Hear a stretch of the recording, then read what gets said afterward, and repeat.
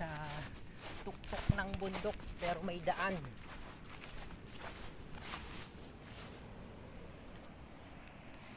Dito kasi kadalasan yung area na to may signal, kaya medyo napahinto ako dito. Yan po yung papunta ng Chavayan, Barangay Chavayan. Ito yung Tinyan.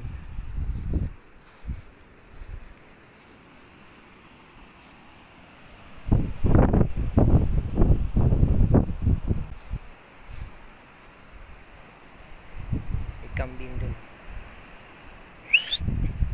Ayan, tumingin siya sa atin, no? Ito. Yan.